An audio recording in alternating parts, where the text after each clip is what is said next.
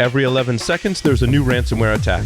Oil pipelines, universities, corporations, all paying millions of dollars. Barracuda says, don't pay the ransom. Before a ransomware attack occurs, train your teams to recognize an attack and use anti-phishing technology. Protect your applications, and they can't get onto your network.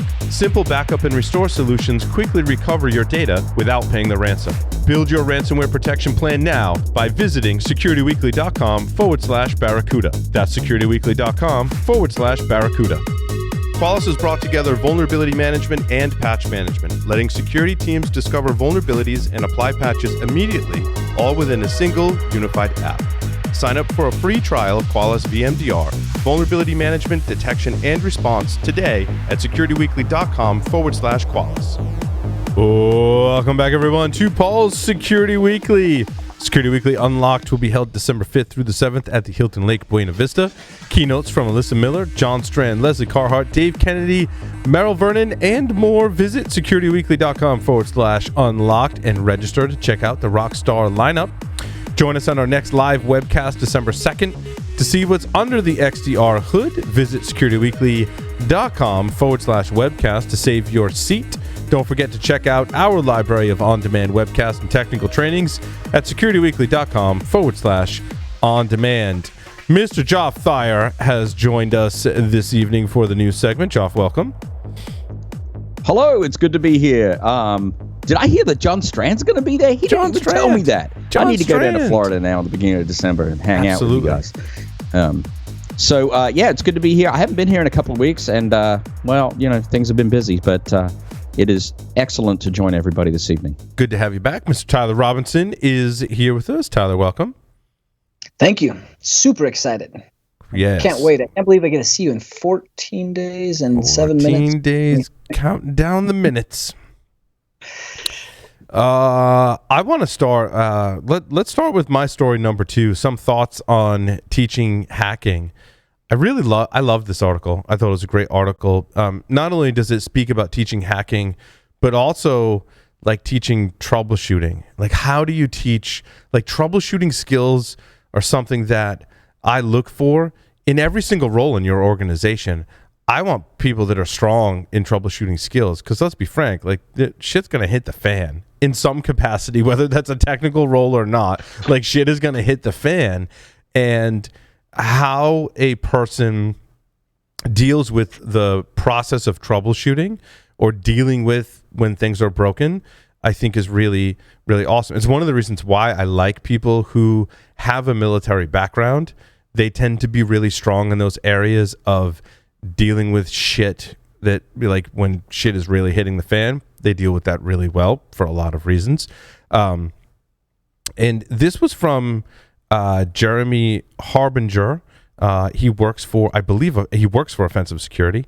And, well, I don't know if he works there, but no, he says, when I was a student at Offensive Security, and I think he does work there today, and wrote this great article about teaching hacking. Like, I don't know which parts I want to read from the article, because they're all so good. But he starts the article by talking about when he was a student administrator, he was asked a question about something. A student was like, basically, I can't get this to work. And Jeremy asked a question, and I thought he really captured this like art of troubleshooting. Jeremy asked, why do you think your beliefs about the machine are the right beliefs to have? I'm like, I can't tell you how many times I've been through this, because I go through this all the time with a lot of different folks. And, like, you have beliefs and you tend to follow them, and those beliefs are the ones that will always get you into trouble. And I think the beliefs, when something's going wrong, they get you into trouble. And we've all heard this. It's the quote, nothing's changed. And that's like a belief. And it's Jeremy's question's awesome. I think it's the question I've always been searching for to ask in response when someone says, but nothing's changed. It's like, why do you have that belief? Like, it's not working now. Obviously, something has changed. And stating that nothing has changed is really, we're just wasting time here. I'm sorry. I hate that it really, but, like, I think as people, we tend to gravitate towards that thought of, but I don't understand, like, nothing's changed, right? And the other quote that you often hear when someone's troubleshooting, whether it's like on a pen test, you're trying to get shell to work, whether that's with a production server or whatever, is but this should just work. But it should just work. Obviously, it's not working.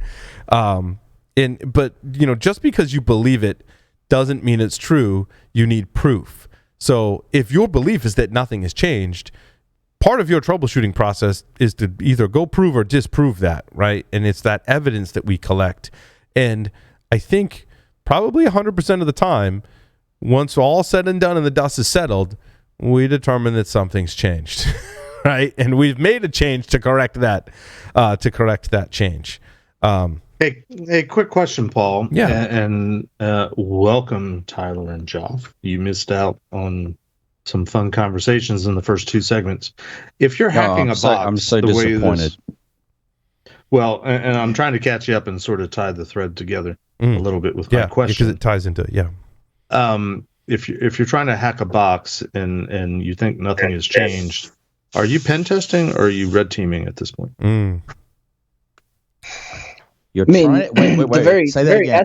First of all, I'm very excited that I finally found the dust in my mixer, and I'm hearing out of both speakers now. Yay! But so I was a little distracted. But the statement was, if you hack a box and nothing has changed, are you pen testing or red teaming? What am I missing? If you're trying, well, our last 2 segments were filled with what's the difference between pen testing and and red teaming, and which is cool and which isn't, basically. Yeah. Okay. I got you. Red teaming actually sucks in a lot of ways, to be honest. You didn't hear that from me, but guess what? Red teaming really does suck because having lots of unknowns becomes a reconnaissance and discovery process. So when you're troubleshooting, you really are red teaming because you're in a discovery and reconnaissance process if you're doing it right? And you've got to suspend the beliefs, right? Red teaming is about suspending beliefs as well. Sorry, Tyler. Related to this matter, Jeremy also says something that I think relates here. He says, for whatever reason, many students don't seem to view their role as investigators. They see their roles as attackers. They aren't approaching their targets with the notepad and pipe of a detective, but with a bow and a quiver of a hunter. If the student seems to be too eager to fire off exploits and gets frustrated they didn't work, help them realize their attack can only fail if their model of the machine is wrong. I think it's very prolific statements that ties into Joff, exactly what you're saying. Tyler? That's the difference between, really the hacker mindset, though. Like, we have a lot of security professionals. There's a lot of pen testers out there that don't have the hacker mindset. Like, yeah, they may have some of the offensive mindset, but really to be that hacker, you've got the tenacious ability to curiously look at the problem, introspectively reframe the question and the solution, and not put yourself into a box, and be able to find a easy way, or not even an easy way, a good way to do this that meets your objective that maybe wasn't your first idea, second idea, but you're not limiting yourself. A good red teamer's never really in a box. They're always thinking of things tying together and different ways to do it, and what's the level of stealth and the risk. Like Joff said, the reconnaissance piece of that, if you're doing this well, you're typically not leaving any footprint on the box, which is not great for the client because you're trying to help them build resiliency and detection and response and capabilities around the things you're doing. But also it's like that middle school scientific method. I think you form hypotheses and you find ways to test those hypotheses, and you're constantly iterating through that scientific method as you're doing the pen test, to your point, Tyler. So, and I would sort of tack on to what Tyler said, that for almost all of us, even if we've got the most creative hacker mindset, it's still incredibly hard to do because we are creatures of habits, and we do follow a chain of beliefs, whether we can help ourselves or not. It just happens. And so that hacker mindset, when you're really doing red teaming or troubleshooting, is really about backing up and stepping away and suspending your beliefs for a while, and maybe even doing something else for a while, and coming back and thinking about the problem in a different way. And that's incredibly frustrating sometimes, and it's incredibly difficult for most of us. Well, also, Jeff, to your point, I think oftentimes when we're troubleshooting something, whether it's an exploit or some kind of tactic or technique that's not working on a pen test, or something in our lives as sysadmins that's not working, we tend not to, as humans, want to blame ourselves. We want to blame other people or factors for why something's not working. Like, well, that thing's not working. Like, it must be the network. It must be the firewall. It must be some other factor. But we're not looking at the command that we ran and go, oh wait, no, it's me. It's me. It's me. It's not the environment that I'm in. Like, it's me. It's my mistake. Isn't that Moore's law? Yeah. Well, I mean, it is a diminishing return. That's exactly right. I mean, sometimes I think what tends to happen, probably with less experienced people, is they keep throwing stuff against the wall, hoping that something sticks, right? Yeah, Joff, when I take your class, it's your lab that's broken. I'm not running the command wrong. Right? Right. Because that's right. I wouldn't run the command wrong. Why would I second guess myself? I think that's just human nature, and I'm not faulting any student that's been in that situation, but I think it's like a chain of thinking that we need to break.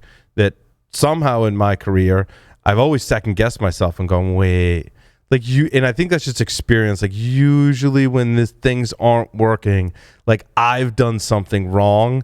And in the past, I've burned so many cycles trying to blame the environment or some other factor, when really it's like, no, I missed step 3 in my process. Right. And how many of us, if it's later in the day, you know, maybe we're exhausted, we've been doing this for a long time, we get stuck in a cycle of keep on throwing the same shit against the wall, and you have to break yourself out of that deliberately.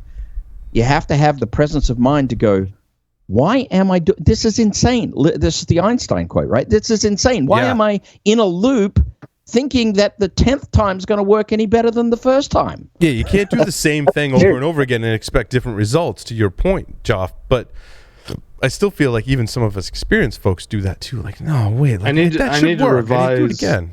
I need to revise my comment. I was mistaken. It's not. I was thinking Moore's law. That's something else. I meant Occam's razor.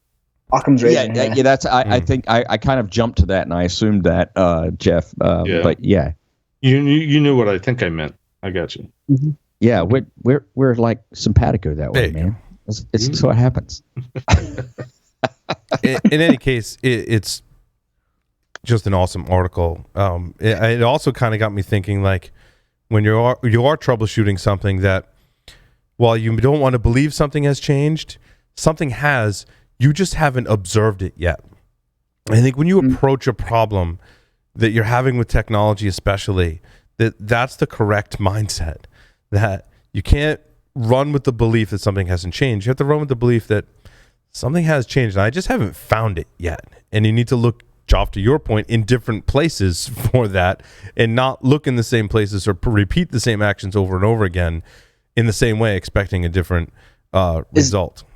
Is that something that can be taught, though? That's a great question, Tyler. It's something I toil with. I think it can be mentioned as a desirable result. I don't think practice. It's not really taught. You can tell people this is what you need to achieve, but I think it's a learned response. Yeah, you have to actually practice that skill of stepping away. You know, it's that old thing. And this works too in red teaming, frankly. And I've literally done this. The old saying, sleep on it. Yes. I have literally sometimes during an engagement got up at 5 or 6 in the morning because I've had an epiphany and I need to actually attack that problem right now. And usually in a dream, you sort it all out in a dream, and you're like, that's it. You know, one of my coworkers in the early days of my career, I mean, this is back when I used to smoke cigarettes, right? And he was the more experienced person on the team. He was like the lead of the help desk for all of the customers of the company I was working for. And I was still in college. I was still have a lot to learn today, but I was learning a lot back then. And I get stuck on a problem. His name was Dave Royal. And Dave would always tell me, he's like, at certain points, not all the time, right? But at certain points, he'd be like, Paul, let's go outside, let's have a cigarette and just take a break from it. Free your mind. Let's just go talk about it, or maybe just let's talk about something else, right? Talk about something else. Take a break.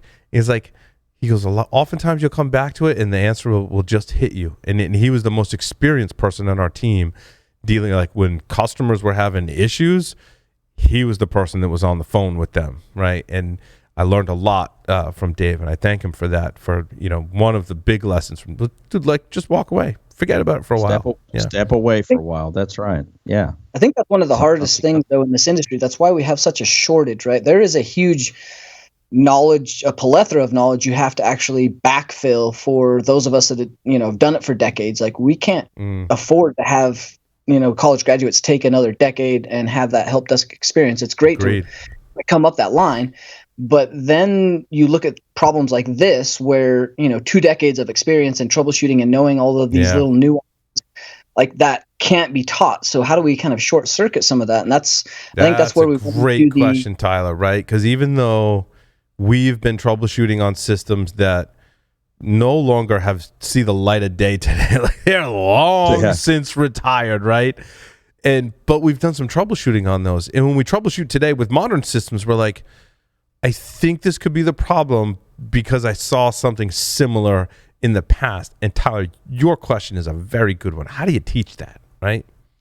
You know what? I don't think you teach it. I think what you do is you say to people, look, okay, you want to be in the information security industry, go out and get your certificates and stuff, but we're going to put you in a SOC analyst position. But when we put you in that position, as kind of a starter in the industry, we want you to go home and build a lab. And here is the specifications. We want you to actually build this out, and every moment that you have after hours, your job is to practice your skills and understand and learn basic networking, understand and learn basic systems administration, and then start hacking your own lab. And just, and at the same time, they'll be having that parallel experience as a SOC analyst, and they start to get more visibility into what all of these alerts mean because they're building that experience. And it's a great tie back to the first segment that you guys weren't here for, but I talked about, have you guys seen VulHub? It's a GitHub repository of vulnerable containers. I would hand that to every single one of my SOC analysts and be like, look, pick 5 containers. Get them running is your first task. Get them configured. Get it working.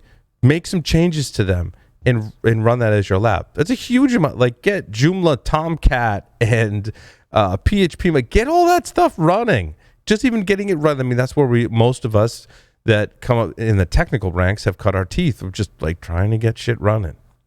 The tribal better, by the way, even better if an organization is forward thinking enough and has deep enough pockets to allow their entry level positions to ride along with penetration testing engagements or other more experienced personnel during their regular work hours instead of making them do after hours. I mean, I'm not suggesting everybody should work, 80 hours a week. But I don't know, to some extent, when you're first cutting your chops, you do need to put in the time. Yeah.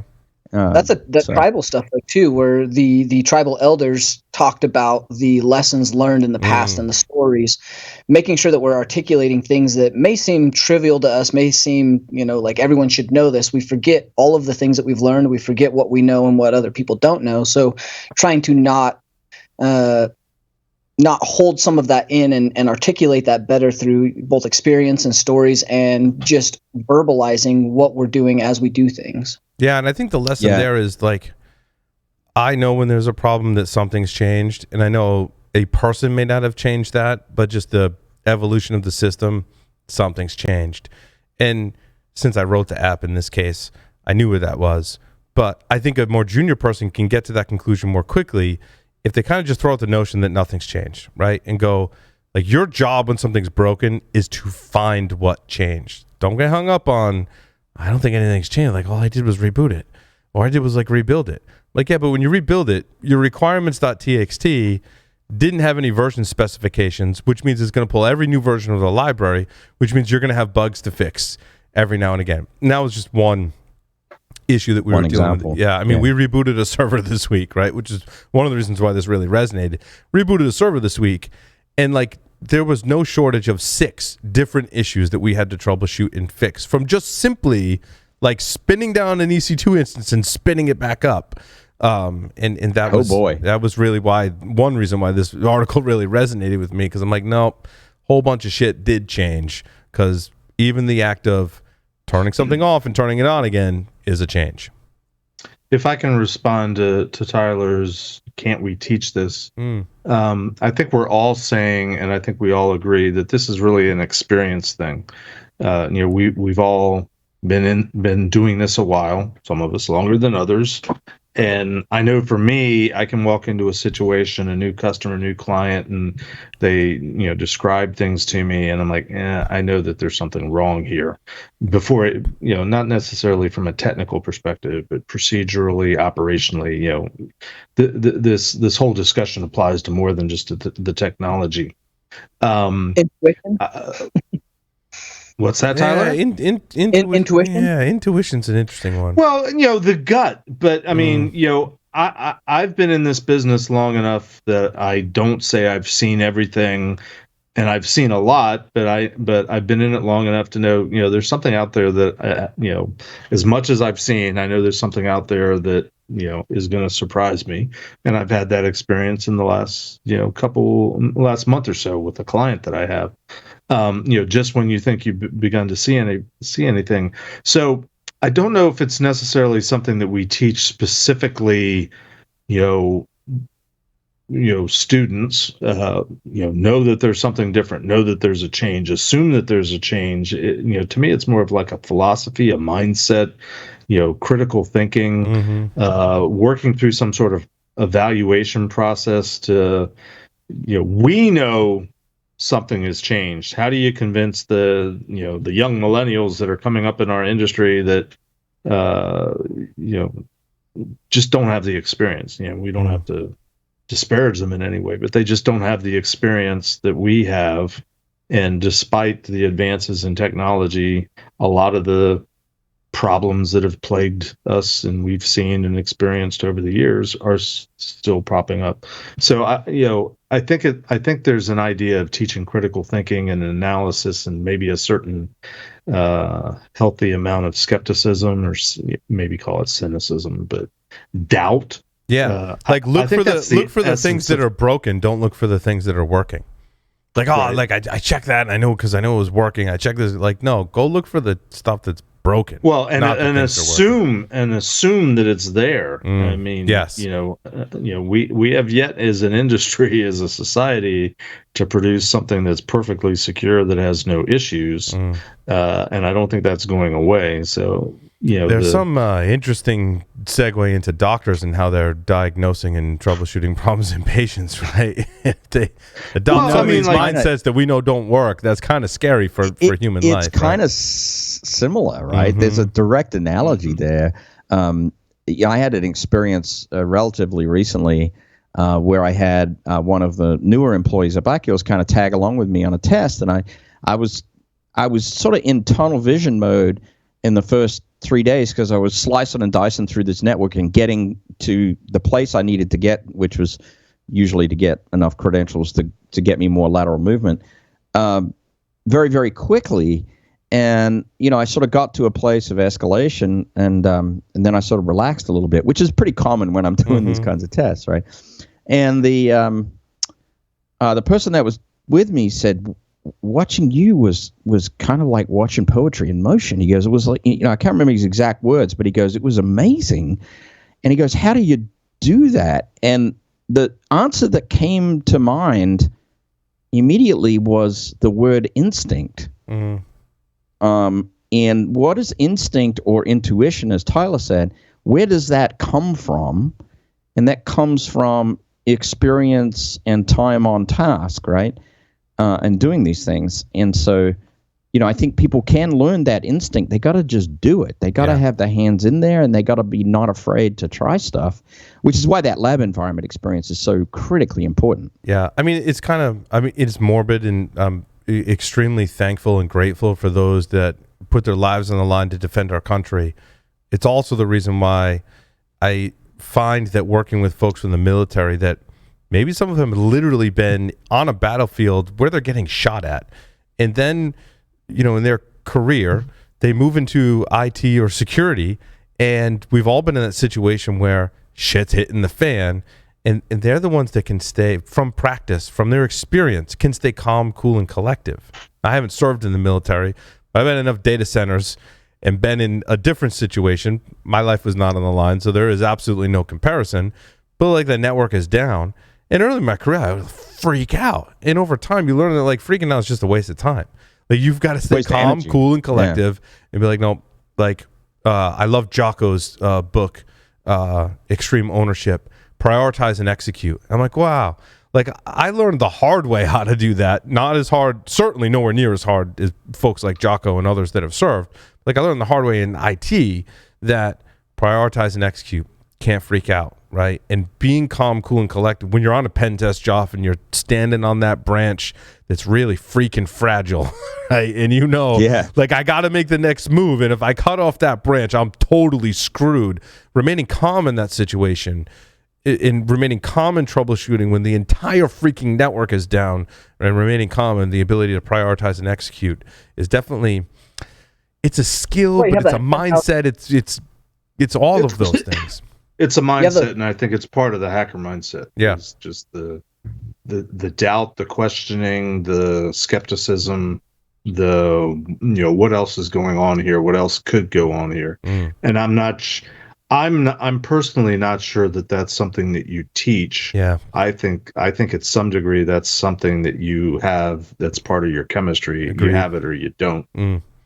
Unfortunately, and you have the 10,000 hours of practice for an expert, right? Like they say 10,000 hours. So some of that is the ability to fake it. Maybe you won't make it, but you're able to fake it through because you've had experience. Some of that is you're naturally gifted with a portion of that, and then the rest of it can be instinct. So I think it's a combination of a lot of things, which makes do this differently. I'm now looking for that book online. Extreme Ownership by Jocko. It's a great book. Michael Santarcangelo recommended it to me. Awesome book. Yeah, I'm gonna have to read that. The one after that's really good too. I haven't read that. What's his second one? He does a podcast too now. Yeah, the leadership dichotomy one. Okay. Yeah, good stuff. Let's see. Let's just we can just run down the list. Oh, the FBI one is really, I mean, it's interesting, but it's not. When I read the headlines across this week where, spam was coming from the FBI. I'm like, okay. I mean, anyone can spoof an email. And they're like, no. Is that another day? Spam was coming like legit from a server owned by the FBI. I'm like, oh, that's a little more interesting. But it turned out to be really just a vulnerable web app, like a horribly 1990s style vulnerable web app that allows you to manipulate a post request to send emails. I'm like, well, that's a throwback. Krebs had absolutely hands down the best article, interviewed the person that reportedly pulled off this attack, and is a really good read. So basically the confirmation code was generated client side, and then allowed you to send that post request that includes the parameters to actually send the email.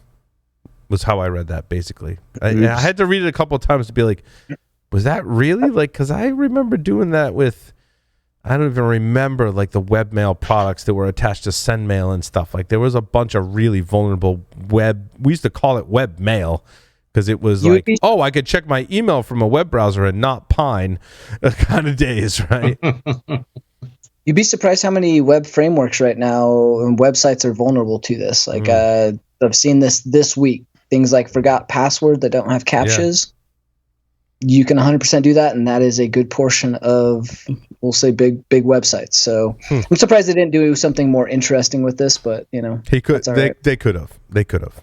For sure. They could have, definitely. I mean, it was, like you said, a 1990s throwback where you've got client-side credentials sitting in the JavaScript that are sending email. I mean, that's horrible. It could have been a lot more damaging. I kind of think they pulled it off this way so that the FBI would just fix it and kind of move on. Like, they were actually being an okay net citizen in this, like, not a great one with responsible disclosure, but, like, didn't do anything really heinous with it.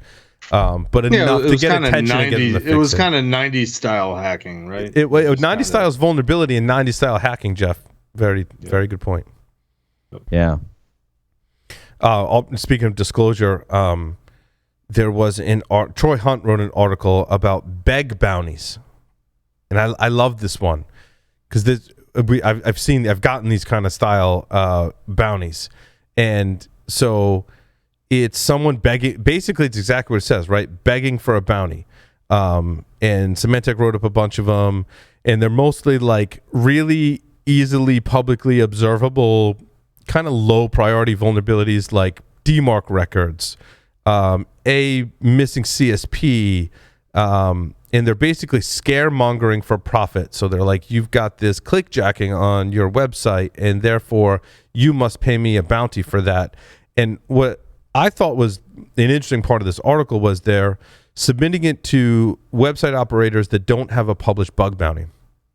So if you haven't set the rules of engagement, I can go find something like clickjacking or missing DMARC or whatever and demand a bounty for that. And like, first, shame on me for not finding that in my own environment and fixing it. However, that severity of that is subjective. Secondly, shame on me for not having a public bug bounty that says, if I will pay for a bug bounty of what type, right? Like how much I'll pay. Like you could have a bounty that says, if you're finding stuff like missing DMARC, yes, you can report it. And no, our policy is we're not going to pay it. And just having that policy, you might be skipped over, right? But if you don't have that policy, you might get harassed by these people like, you need to pay me kind of thing. It's a really good article. So I think reading this means every organization should have some kind of bounty statement, at least on their website, that you can point to. And you get these emails like, look, no, like this class of vulnerabilities that you're going after. I mean, we could create boilerplate language for every small business and organization and put on their website, like this class of vulnerabilities means no payout. Clearly, it's posted here on our website, and that's it.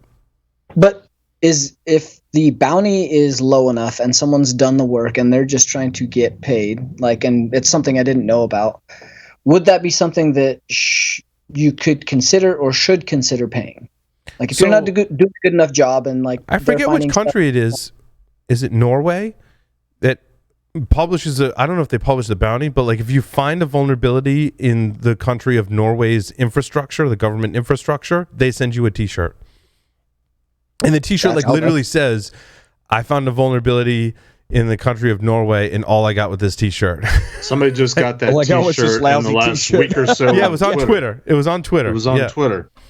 Yeah. So it could, like, Tyler, your point, it doesn't mean zero. Like you could say, look, if you find a bounty of any kind, I'm going to send you a $10 gift card for Amazon. Like that's what you get. That's my policy. It's clearly stated here. That's what you get, right? Send you a t-shirt, whatever it is. If you don't have that policy, then yeah, you're kind of Wild West. I just thinking about like some of these other countries, and if someone's putting in the time, and I don't have the time to go look at it, and they find something semi-legit, all right, like maybe they deserve $100. And yeah, I agree. I've paid the $100. I've paid the $100. I'm like, yeah, you know what? Good on you. You found it. Now they may have found like 2 or 3, and I'm like, all right, that was $100, and like these other 2, I'm like, no. They tend to start to dig and maybe get greedy in some of them. But I agree, Tyler. If you find something, all right, it's $100, cool.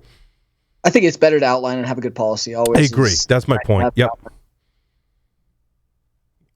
Beg bounties. Top level domains. So there's TLDs. a small Pacific island called Tokelau. Tuvalu. How do you say that? Tuvalu? Tuvalu. If you're talking about the .tv domain? No, TK. TOKELAU. Tokelau? Oh, I have no idea. Tokelau. Some people screaming somewhere. Someone's screaming. I'm going to call it Tokelau. That's assuming that we have listeners in the country of Tokelau. So it's one of the most you never know populated TLDs in the world. So domain registrations at one point, 1/6 of Tokelau's income was domain registrations, because they are providing these registrations and it's their source of income, and there's no policy about abuse, spam, or hosting any sensitive content. So like basically it's this small country, middle of nowhere. They've got a top level domain, and they're like, anyone can go register one and do whatever they want with it, and we're not going to tell anyone about who registered what.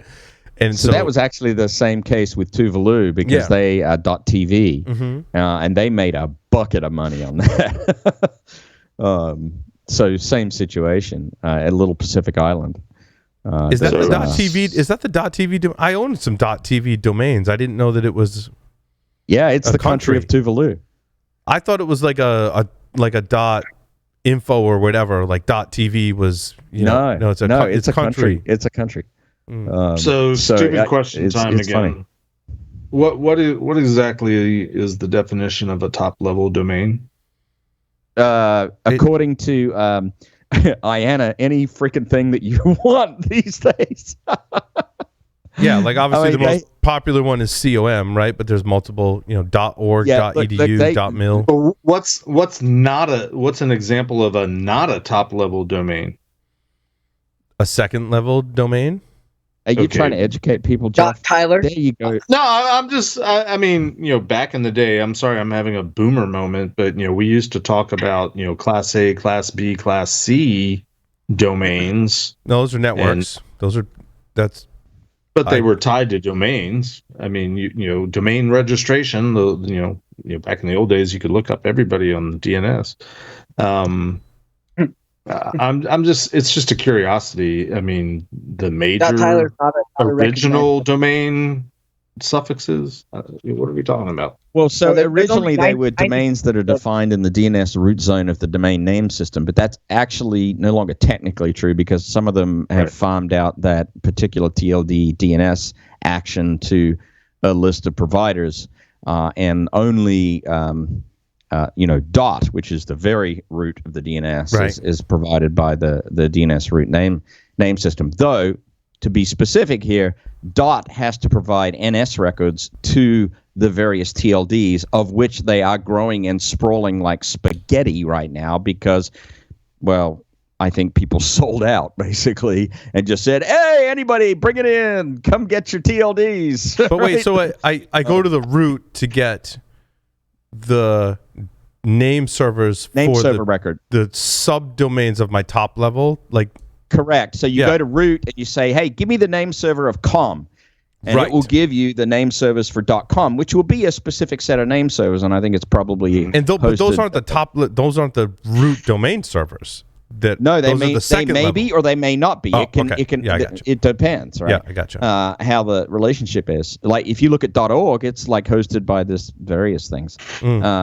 And you can do dig queries on this anytime you want. You can just look up the name server records for a TLD just as easy as you can for any other domain. So, the article itself talks about there being over 1,000 top level domains. So that's the explosion that Joff is seeing. Because it used to be like top level domains were like .com, .net, .org, .edu, .mil, .gov. Like the core set, right? And then at some point, more popular. Even .biz was probably not an original. .io to me, like .io was some of the first newer ones to come out. .biz, and then at some point, like it exploded. There was some consortium, that said like we're going to release all these top level domains, so you could get .ninja and Tyler or whatever it is, right? Right. I think that was IANA. I think it was IANA that did that. Yeah. Right. But but there was always country specific. But the country ones. codes, countries. I'm sorry, so I'm mistaken. Before the explosion, there was standard set. It was also country specific. Always country specific. But I mean, if we're talking hierarchy, which is probably a misnomer, it's what you were talking about: the .com, the .net, but the country codes were always there, but I don't think we think of them as on the same strata as the .coms and the .mils and the .govs. Yeah, in terms of popularity, Jeff. And what if all this matters? Well, because some of the country-specific ones, anyone can register anything anonymously, do nefarious things, and the top-level name registrars, did I say that correctly, Jeff? won't like take it down. So if I spin up a spam domain in this report in my article number 5 talks about .tk, if I use that for all kinds of cybercrime, essentially for lack of a better term, they're like whatever, right? If I do that in .com, like I feel like there's methods to get that domain removed. Like big companies or whatever will go say you got to pull that domain. But .tk is like, no, I'm not pulling any domains. They gave us money and it's funding our country, so piss off. So little point of order though, just so that people are aware, the .com and the .net TLDs historically and still are managed by VeriSign, as is the root name system, right? VeriSign has one of the roots, at least one, maybe more. Okay. Right. So, there is some overlap here. The TLDs are not distinctly separate name server infrastructure necessarily in distinct organizations in all cases, and .com and .net are specific examples of that, right? But .org on the other hand, well, that's a separate set of name servers. .info, .xxx, all these things, all the country codes, they're managed by different entities, right? And .edu is like vertical specific. Like you can't just go register a .edu. Who controls .edu? Educause does. Is it Educause? Okay. I worked with Educause when I was Educause has managed .edu for an eternity, and you have to pass specific muster to get it. Yeah, they just don't give those out. Like you have to prove you're an educational. I don't know if accreditation is necessarily a part of it, but there's a vetting process.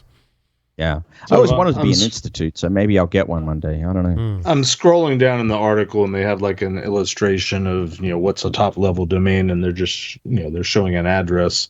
I think I'm getting hung up on top level, like that means it's something special. It just means what we used to call the primary domain.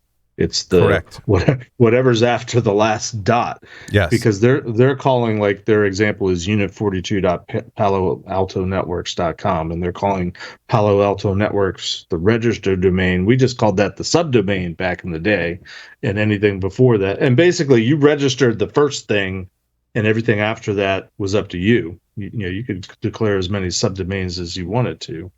Right, correct. In the third spot.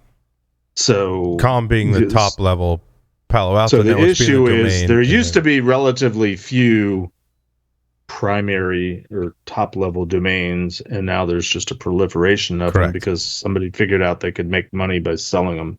Is my conclusion. Correct. And it is a monkey game. I mean, it is ridiculous what's going on. In fact, I can't say that. Never mind.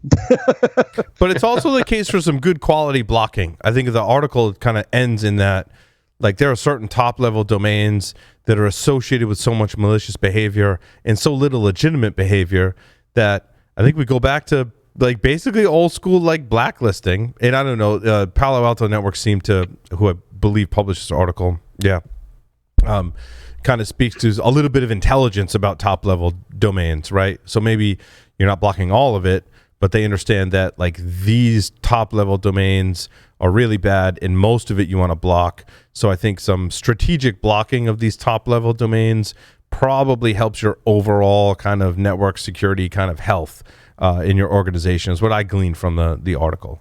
Well, maybe, but I mean, there could be, legitimate sites, especially if they're like hijacking or registering a subdomain under a country domain. Going back 20, 25 years, and I haven't checked it lately, but the joke always used to be, telling people to go to the White House website and telling them it was whitehouse.com instead of whitehouse.gov, where whitehouse.com was a porn site. Yes. I worked in an organization where the .org was our website, but the .com was a porn star. Yep.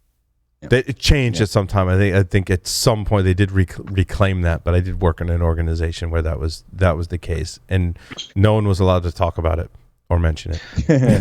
I can't. You know what? I don't blame them for that. I really don't. Well, and it's Palo Alto, and they're talking about whitelisting and blacklisting, and really what they're talking about is trust. But basically what they're saying is you can't trust the top level domains anymore because you don't necessarily know what you're getting, which is fair. I guess it just makes it more complicated. What I'm confused about in my story number 6 is, well, a couple of things, but one is, why would a ransomware group, for lack of a better term, really just kind of lock up targets and so encrypt all your stuff very poorly, as the article points out, but they're basically encrypting all your stuff with no ransom demand and no decryption. What would be the motivation of a group to do that? I mean, it's kind of like a throwback to like BIOS malware back in the day. Like, I'm just going to corrupt your boot sector. Activism? Yeah, just for the heck of it. Well, I mean, you look at some of the targets, like you're talking about Israeli companies, right? Like, there's political aspects we're not kind of grasping. There may be ongoing operations that they had insight into, if it's an MSP or some technology group that's providing oversight or tooling. Maybe that was part of the overall strategy. That's a much longer gameplay. Covering the tracks. Could it be attackers were in there after a time and I'm going to drop the can of gasoline, throw the match, and leave? Yep. Like, I can see 5 or 6 scenarios where, with inside the trail of the chain of attacks or the kill chain, whatever you're going to call it, like, I would see several places where I would probably try to block and deny, as well as block and burn down. Like, those would be two strategies. It seems a little self-defeating. It seems a little self-defeating from the financial motive perspective, right? But if you take that out and you have other motives, then it probably makes sense. If it's ransomware as a service too, like, why would a government entity or APT group not utilize ransomware as a service at such a low cost that blends into other traffic and essentially is using TTPs that aren't going to matter because they're going to get burned? Like, that seems like a great utilization of money, funds, and tooling. Also, they say the fix is to just patch, because this particular strain of malware is exploiting vulnerabilities that have patches. So just patch. Like, now, the real scary one, like, I don't know if it's in your stories. It's a great segue. The real scary one is that ransomware gangs, because of the level of bounty that they've collected over the last year or two, yep, the 0 days that they are now proliferating and buying, that makes them a self-sustaining entity. They can essentially... My story number 9. Sorry, Tyler. It's my story number 9, the rise of millionaire 0-day exploit markets. Yeah, sorry. Carry on. Yeah. It's just inflation. Nah, but it's also groups gaining power. Like, if you execute these ransomware attacks successfully as a cyber criminal organization tied to maybe Russian mafia or tied to nation states, you've amassed enough money that now you can go take that money, go out on the black market, and spend $10 million on a 0-day exploit that doesn't get disclosed or paid out in a bug bounty, because you're paying 10, 20 times what a bug bounty or Apple or Microsoft or whatever would pay out. Yeah, you're minting your own coin at that point, right? Because they're paying in Bitcoin. Bitcoin's inflating. The FI markets are leveraging Bitcoin and the blockchain in ways that is going to astronomically start to eclipse a lot of what we're doing. So the payment method matters. Microsoft's going to pay me in cash. This black market is going to pay me in Bitcoin. My chances are that I hold on to that Bitcoin, it's going to increase in value. You're also getting that. And so you're able to leverage the market increase on the Bitcoin or whatever, crypto you're buying or getting paid in, which you can then exploit new targets with the 0 days to then make more money, create your own revenue. You're essentially minting your own money at this point, and it's inflating based on the crypto market. So, like, it's a pretty interesting point for some of these ransomware gangs. Like, there's a lot of people that get paid out with inside of the chain of some of these attack paths that people don't realize. But still, you're talking, I mean, call it $10 million. That's a lot of money. It can go a long way. And you put that into crypto and or buying your next 0 day to exploit the next 10 million. Like, that's compound interest almost. Man, I only want 5% of that. I mean, come on. I'm not asking for much. So it's really an economics question, and it's supply and demand, and it's what we used to call good old American free enterprise, which we always loved when it was just us. But put it on a global scale, we're not equipped to handle this as an industry. Right. No, and no one's taking no one's taking the necessary steps for the fundamentals just to maintain the status quo and maintain a security operationally business, baseline. You add into this the fact that you put research dollars behind 0 days and tooling that, advanced attackers are now, criminal organizations are now getting to the point of APT groups. This becomes an entirely different dichotomy that is going to, I'm actually not sure where it's going to go. It's definitely a maturing market. It'd be interesting if a nation state like the U.S., for example, could kind of keep up and scoop up all these 0-day exploits. But how do you do that? Can you do that at a level that's going to disrupt the market to swing it in that direction? Not with the government that we have. No, we can't afford it. I don't think it matters the type of government, Tyler. I think it's just fiscally not. Yeah, fiscally, yes, but also like the relationship and our ability. Yeah, our ability to maintain relationships, maintain presence and personas within inside of each of these different, ransomware gangs, criminal organizations. Like, it takes a ton of effort just to maintain a few access points into these. Like, even these threat intelligence groups that, maintain, call it 5 and do a decent job at that. Like, that's a lot. So I don't think our ability or our skill set is equipped in the mindset. And in that light, Tyler, you're still funding criminal. So the U.S. government's going to go out and start spending $10 million a pop on exploits. You're still funding nation states. We don't negotiate with terrorists. Yeah. You're still funding them. You're giving them money. Yeah, we do. So here's a question for all of us. If I lost it again. Sucks to drinking too much and being old. If it's not feasible to keep up with it, pass. Go on. I lost it. It'll come to me in a minute. No worries. Somebody else talk. Well, what is the response? It was a good question too. Damn it! Like, if we can't keep up, like, do we have a way? Oh, I remembered it. So here's the question. So for most of our collective careers and in the history of this industry, most of the exploits and breaches at the end of the day, and we have stats and we talk about it here and there, are not the O days. It's misconfigurations and default passwords and all that kind of stuff. Are the current APTs and nation states and organized crime groups and whoever that are doing all this ransomware, have they evolved, or are they still exploiting sort of the basic errors that companies and organizations continue to make? Has there been a shift, or is this just a new application, a new way to exploit the crappy I think it's yes and yes, right? Like, there are groups exploiting the stuff where people don't patch, and yes, there are groups like NSO that's making Pegasus and others that are buying 0-day exploits to get in stuff. I think the answer is yes across the board, Jeff.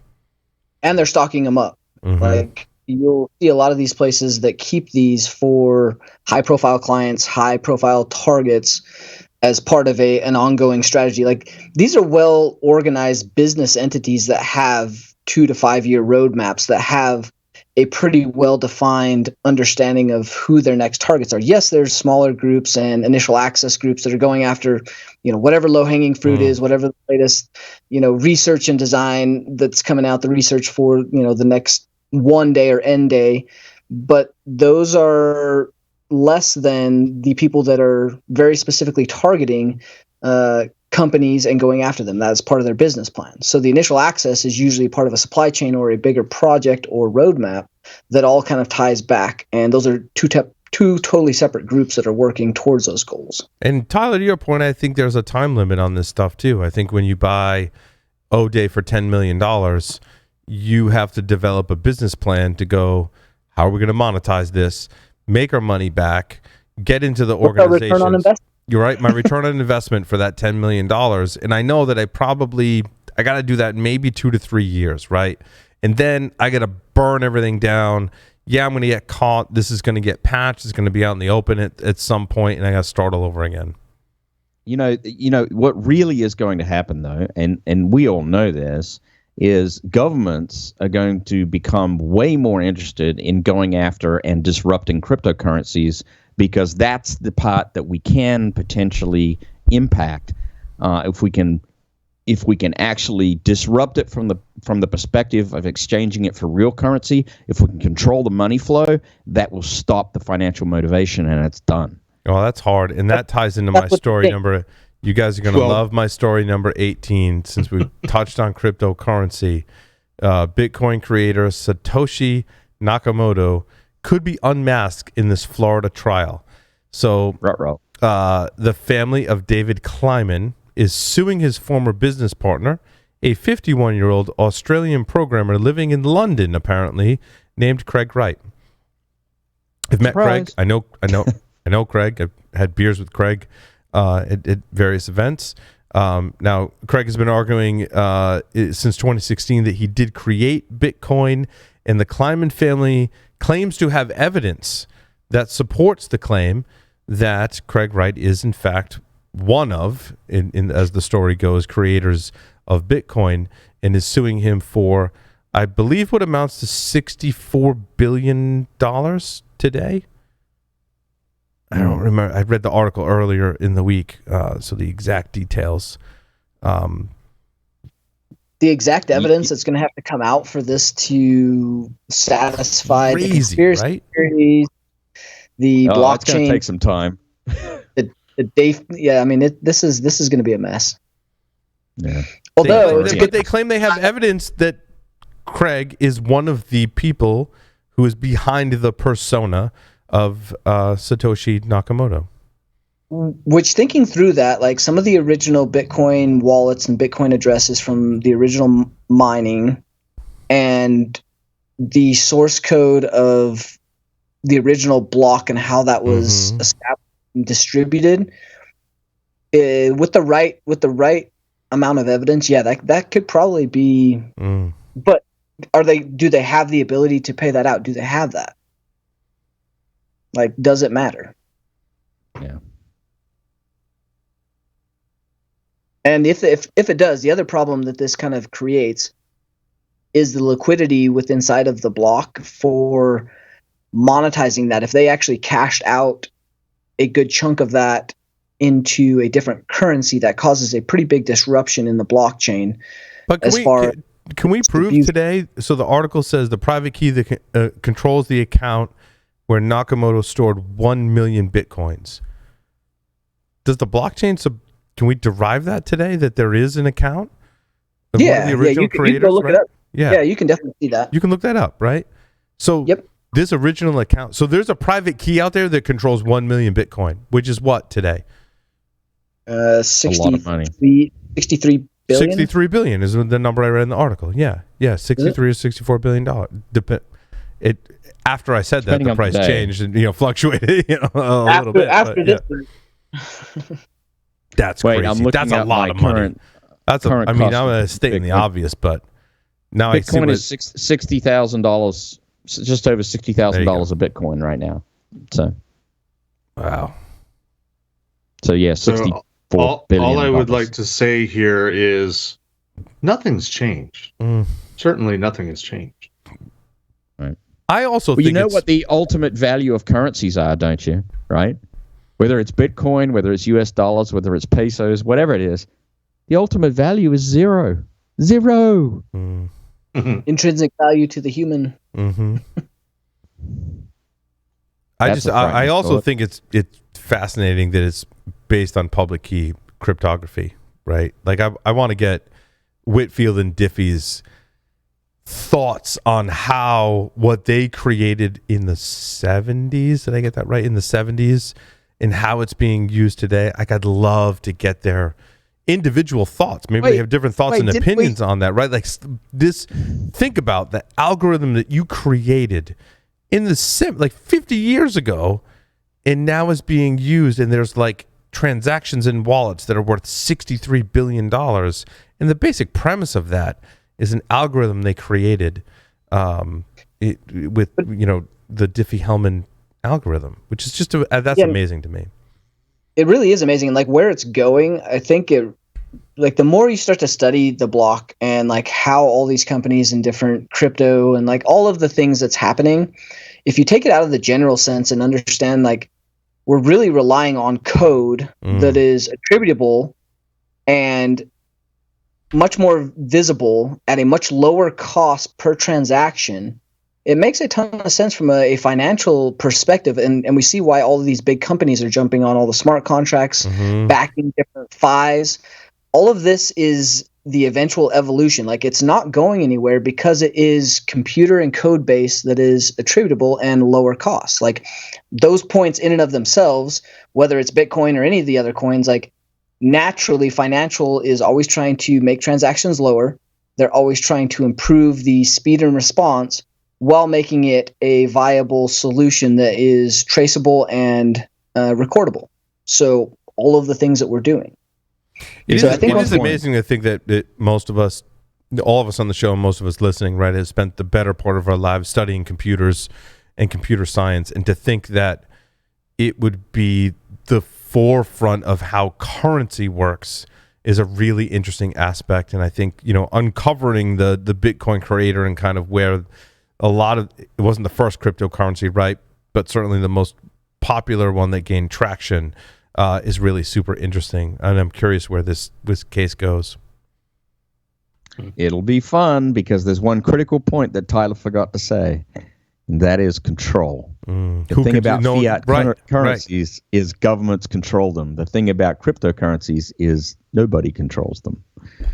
It's amazing. Which is good and bad, right? Like, that is almost Schrodinger's box. That is both good and bad and has a lot of connotations. Until you open that box, you really don't know what the good and bad points are going to come out of that. I want to go back to DNS for a moment. Take a break from cryptocurrency. The Kaminsky bug, someone has found a variation of it, is the kind of the way I read this article. Like, DNS cache poisoning is back.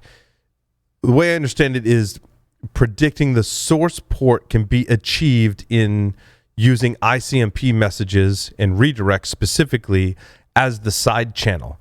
Was a research paper that was published. Everything I can glean from it is it has legs. Joff, I'll call on you. I don't know if you've read this or seen this, but this is very near and dear to your heart, certainly. It absolutely is, right? So, you know, it's funny. I could have done this research. I learned this. Good, yes. Yeah. This was why I didn't think of that. Yeah, exactly. I learned this ephemeral port lesson one time, the hard way. All right. In fact, I think I did it on this show.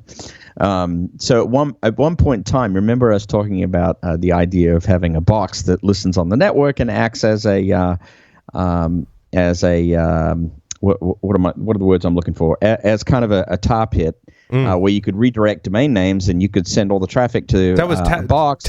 Tachyon Pulse, or we collaborated I think on I called it Tachyon Net or something like that. Yeah. Anyway, so as part of that project, I actually wrote some code. Actually, it was in Python that would listen on all 65,535 TCP ports and all 65,535 UDP ports, right? And so I fired off this code, and it dutifully created this great big multiplexer in Python, spun up all these threads, and started listening on all 65,535 ports. And then on the same box, I tried to SSH off to another system. All right. Well, guess what? I couldn't SSH off that box. Because there was no ephemeral port for you. There was no more port resources available for me to allocate an ephemeral port. You ran out of file descriptors. No, didn't run out of file descriptors. I had plenty of file descriptors. In fact, I bumped them up to like 5 million or something. I had plenty of file descriptors. I had no more. The 16-bit number was exhausted, right? I could not allocate a port. Ports, not file descriptors, right? Right. So having said that, there's a method to my madness. An ephemeral port is a real socket, right? It's a real entity in the terms of the data structures of the TCP/IP stack. Yep. And so I think the paper does have legs because you could send an ICMP request to a box. You could send a UDP packet to a box and look at the ICMP response on a whole bunch of ephemeral ports and probably get back whether that port is in use or not, right? And I think that's where they're going with this paper. Now, I'm making a guess. I haven't read the paper. But if you can infer the ephemeral port, then you can actually send back a legitimately constructed reply to the DNS request. Because UDP is, I mean, the basis of the Kaminsky bug was UDP is stateless. Exactly. And if you can infer that, then you can, if you can win the race condition, send back the correct, source port, destination port, source IP, destination IP, win that condition, get the packet to go there. And of course, source addresses are rarely filtered across the internet. Then you could poison the cache, right? But inferring the ephemeral port, that's the challenge. Is the challenge because the response to Kaminsky's report originally was for all operators, and I was one at the time, to stop using a fixed ephemeral port as the reply, because it used to be kind of a standard operation, right? Right. It used to be port 53 was fixed as the source port, right? As the source port. Or you could use a high order, but you would have a fixed port. Well, a fixed port is a very bad thing because you could poison the cache, right? So everybody went to ephemeral ports in the reply, right? And what they're saying here is we can probe the host and work out what that ephemeral port selection is and still win the race condition to quote poison the cache, which would be bad, right? So the article suggests we block ICMP redirects, which is the ICMP specific type and code that would render this attack useless. Is that true? So I haven't read the article because I haven't worked out how they're actually inferring it. But if they're using redirects to infer it, then the answer would be yes, right? And the implications of that are rare. That's like a troubleshooting thing. Very rare, right? Very rare. In fact, for most network, I wrote blog articles about this in 2003, where I was telling people the only ICMP you should allow across your perimeter is Type 3 port 3 port Type 3 code 3 port unreachable. I was going to say unreachable is the only one you should allow. That's it. That's the only one you should allow. And this article maybe even calls that into question too. Yeah. Now the only reason you should allow that is so that UDP doesn't have to time out. It actually gets the ICMP response saying this port's not here. Right. TCP doesn't matter. Right. TCP typically will just send back a reset and who cares, right? You can actually block it all. You can actually say, look, screw it. I'm going to block it all. I don't think there's much of a penalty to blocking it all, to be honest, Jeff. Well, trace route breaks because Type 11 as well as Type 3 code 3 will break, right? Yep. And the other thing that breaks is good old-fashioned ping. Yeah, echo request and echo response, And the people that'll scream about that are going to be your desktop support people and your network infrastructure team. Yeah, to monitor uptime. They're monitoring up. But, I mean, if you need to monitor up, there's likely a legitimate service you can monitor for up rather than relying on ICMP, which is essentially a different service. Or reduce it down to a bastion host. Like if you're going to do that diagnostics, then pick a bastion host that's going to be that host that does the trace route and does the ping. And don't do it from any other host in the network. Right. That's it. There are ways to get to this. And when I was running networks, damn it, I had that shit locked down. I did, because I took the SANS classes and understood the ICMP types and codes, and I was like, oh, we only need to allow certain types, and we can heavily filter on this. And the repercussions back then, maybe, that was before the Kaminsky bug. That was before this research paper, right? But I think getting ahead of the curve is where you need to be in security. It's interesting. Absolutely. Absolutely. Wow, sorry, that was a bit of a rant, Paul. You just triggered me, man. What are you doing? Oh, that was awesome, dude. That was awesome. While we're on kind of like esoteric style attacks, Blacksmith is a new row hammer bit flipping attack that they pulled off. Did you see this one? Yeah. Like row hammer is back. Wait, before you leave DNS, I got to make one more comment. Did anybody notice that Farsight Security, which is Paul Vixie's company, was acquired by Domain Tools? I think it was Domain Tool or DNS Tool. Yeah. Which is another way to say, and Paul, if you're listening to this, forgive me, but I think Paul has basically decided that he's going to retire. I don't know that for sure. I do know Paul Vixie, and shout out to Paul. He's a friend. Paul's a great guy, and congratulations to Paul for his acquisition. Absolutely. Yeah, and I think Paul has basically done. So if you see Paul riding his motorcycle out west, wave at him. I think he's. My thing to Paul is don't be done. Come back on the show for an interview at least before you're done, right? Yeah, please, Paul. We'd love to have you. Absolutely. Yeah. Any other Linux has this? We talked about that one. That was specific. That DNS bug was specific to Linux. We talked about that. We talked about that one. Let's see. Do we go to silly stories now? Do we lose Jeff? Is Jeff still with us, or did he drop? Oh, okay. And there was a lot of like VR stories this week on like. Yeah, well, there was like the strip chat breach is like there's so many breaches, man, and this one was just funny because you got to use the words exposed and leak in combination with an adult website, which I just thought was funny. That's the only reason I added it in there, because I just thought it was funny. In like most of the coverage on this made sure they used the word exposed and leak in covering strip chat.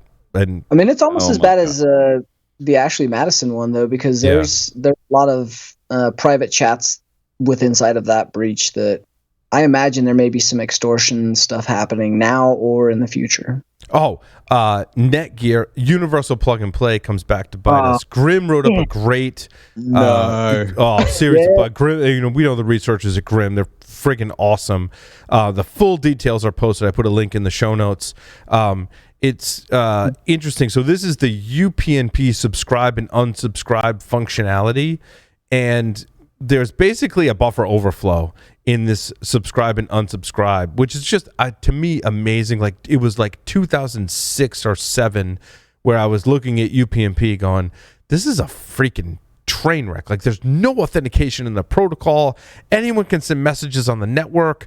They get picked up and interpreted. I'm like, this is just ripe for the picking. There's been a series of bugs with UPnP on Neckier routers. There's a buffer overflow. Very astutely described. Surprise, right? What I thought was even more interesting about this was like there was, I don't know if it was a fix for like a functionality bug that broke the functionality. So like there's a condition where a certain level of firmware, the subscribe and unsubscribe function in UPnP is broken. Like broken, and by broken I mean you can't exploit the vulnerability because the code isn't written to spec to implement subscribe and unsubscribe.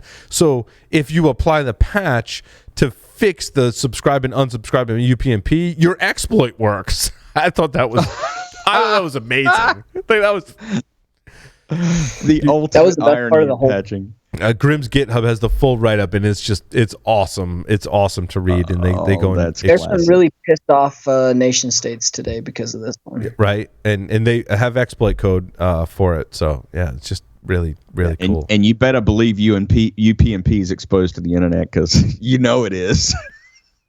Well, all the games like UPnP, as much as we give shit to it, like it's not going away because of IoT, because of things like computer games, PlayStations, cameras, all of those things have the pop through for UPnP because they have to in order to function. You look at like something like PlayStation Now or PS4 gaming code, all that leverages UPnP, like not going anywhere. Because they don't want users to be firewall admins, essentially is why UPnP was created. Which I agree with, but it's the same thing with Bonjour. Right, it's the same thing with Link Local Multicast. Right? It's the same. It's stuff. Similar shit. Same crap.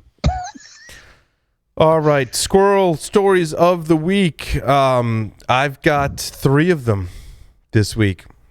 Brave New World of Erotic VR Body Swapping. That was the most interesting article I've read. My God, I cannot believe I actually read. I was like, the ocean part. I'm like, what is going on? The actual holy crap. So wait, I gotta see this. My whole thing is like, you've got to really have tried like a lot of things in your sex life to come to the point where you're like, okay, now I want to enter a virtual reality world, and I want us both to assume, right? And I want us both to assume in this virtual reality world the assume that I am a television and assume that you're a piece of furniture, and then we're going to have sex in the virtual reality world. I'm like, I couldn't have even like gotten really baked and dreamed. Maybe if I got really baked, I might have dreamed this up. You'd have to be really high, like really high.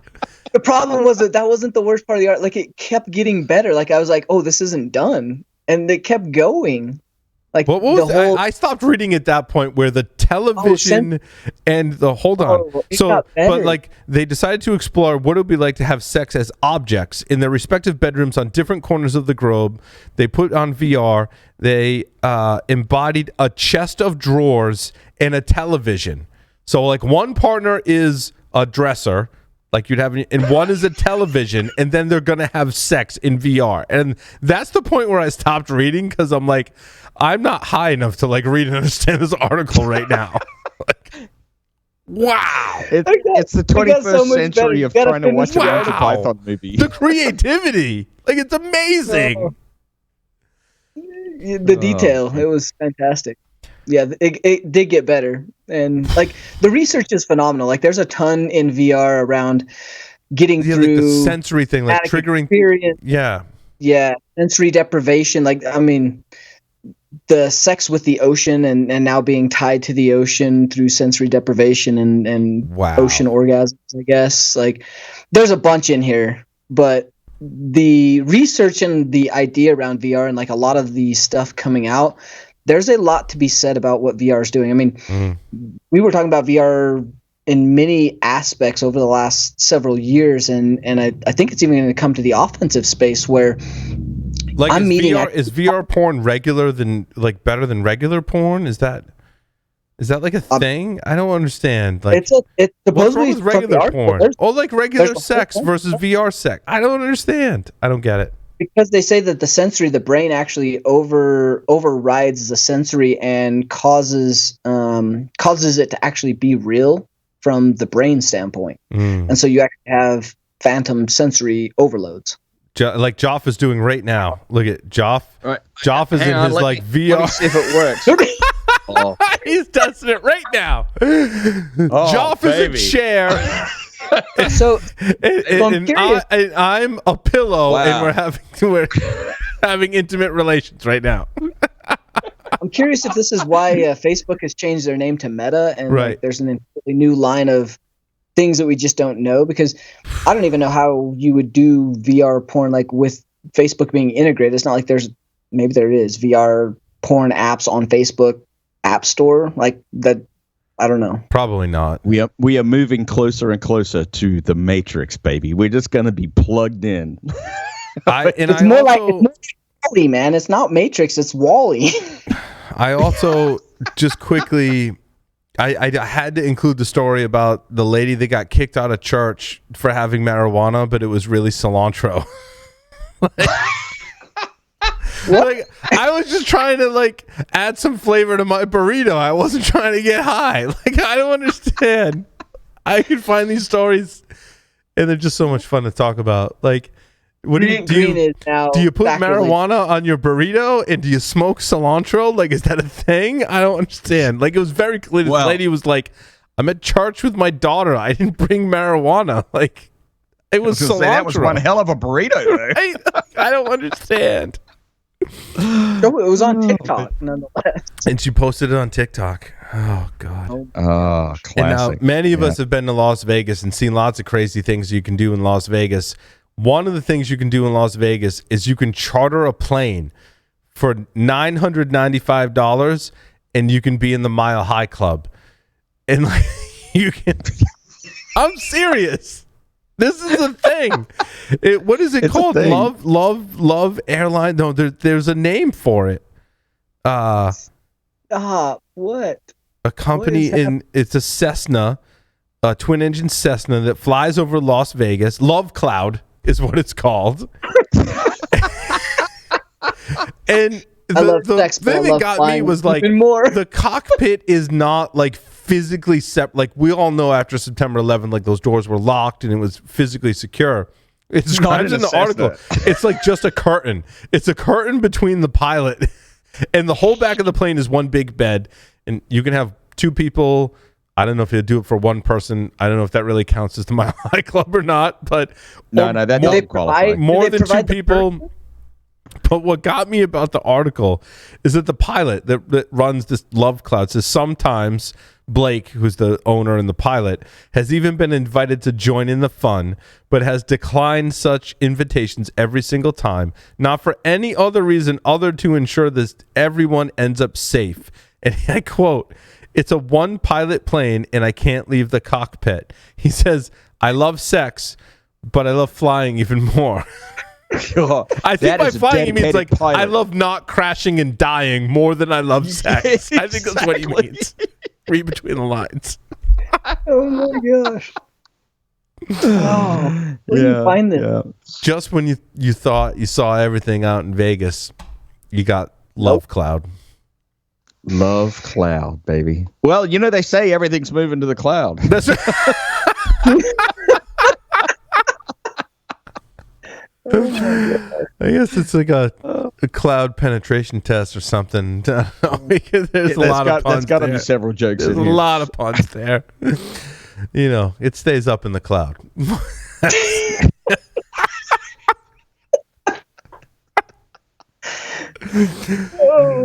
And those are our squirrel stories of the week, and that will conclude this edition of Paul's Security Weekly. Thank you everyone for listening and watching. We'll see you next time. Over and out.